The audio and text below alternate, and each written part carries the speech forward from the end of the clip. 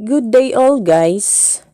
So ngayon po ay naisipan kong mag-transfer ng plant So iso-survive natin yung mga ibang halaman na sa sobrang init ngayon, tingnan niyo nasusunog na yung mga halaman So inisip ko na kailangan makakuha ako ng isang klase ng halaman para ma-survive siya dahil natutuyo na siya. Kawawa naman.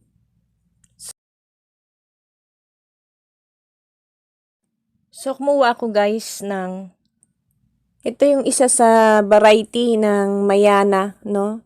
So, pinutol ko siya dun sa sanga niya. Pinili ko yung may ugat.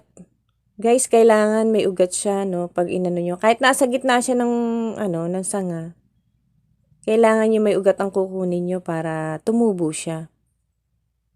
And then, ayan guys, yung ilalim ng ice cream na empty ay nilagyan ko ng butas using knife. So, hindi ko lang ipinakita at masyadong sharp at baka bawal. So, yon. So, basta butas-butasin lang po yung ilalim. So, nagiging friendly, na naman tayo, no? Nature kasi kumuha tayo ng empty na yung pinaggamitan ng ice cream, yung inyong pinagkainan. So, wag niyo itatapon yan guys. Magagamit natin yan. So, naka-eco-friendly na rin tayo. At the same time, ay nakatipid kayo sa gastos dahil yan ang gagamitin yung paso. So, ayan guys, niligyan ko na siya ng lupa. So, kahit anong lupa guys, no, basta wag lang buhangin. And then, ayan na yung Mayana na aking nakuha. Yan. So, gitna guys ng paso ng pinaglagay nyo ng lupa para mabuhay yung ugat medyo malalim-lalim din para may pagkapitan yung ugat na lupa. So, ayan guys.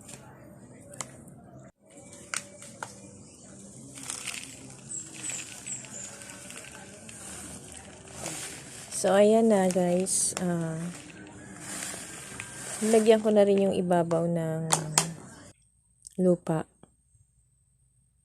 para may pagkapitan yung ugat So, ayan na guys. Na yung halaman. Na-rescue na natin siya.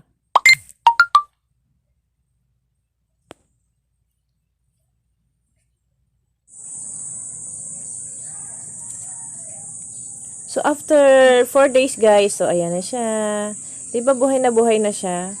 Hindi katulad nung nakaraan.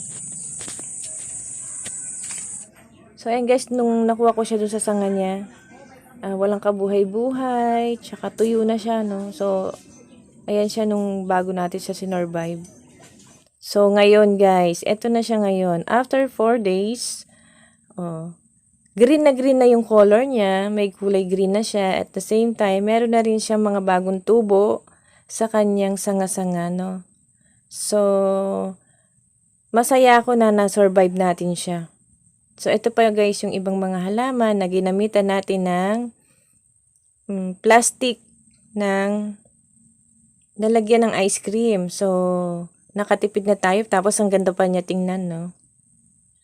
So, ayan mo guys yung mga halaman na aking mga sinurvive at tinanim ko, no? So, sobrang init ng araw.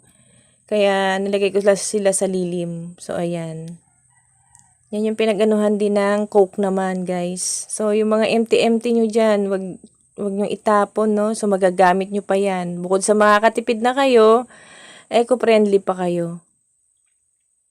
So, eto guys, etong gumamelang ito ay bigay sa akin ng aking kaibigan, ng aking special friend na tinanim ko. Hanggang ngayon, guys, buhay pa ang gumamela. So, tinanim ko rin siya sa kaserola naming butas-butas. So, ayan, napakinabangan din siya, no? Yan. So, no need na bumili ng paso.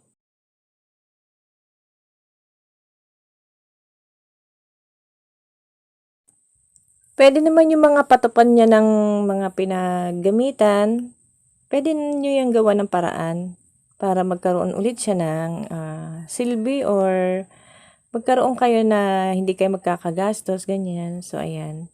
Thank you sa nagbigay nito sa aking friend. Miss Raquel, thank you sa'yo. So, inaalagaan ko to friend ha, katulad ng pag-aalaga ko sa friendship natin. So, minsan, hindi kailangan ng mga material na bagay, kundi yung makapagpapasaya sa friend nyo. So, dahil mahilig ako sa plant, maganda yung binigay niya sa akin.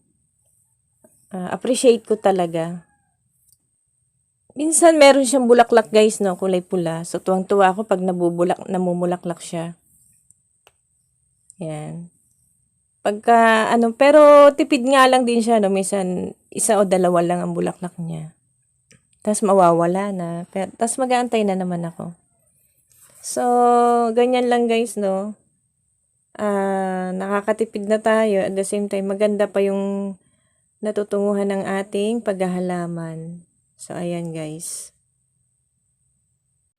So, ayan na guys. Yung mga halaman nyo, isurvive nyo na. At baka mga nasusunog na yan sa sobrang tindi ng araw. Kawawa naman. So, go lang tayo guys. Sana may natutunan kayo ngayong araw na to sa ating pagbablog. See you again sa iba kong vlog. Bye!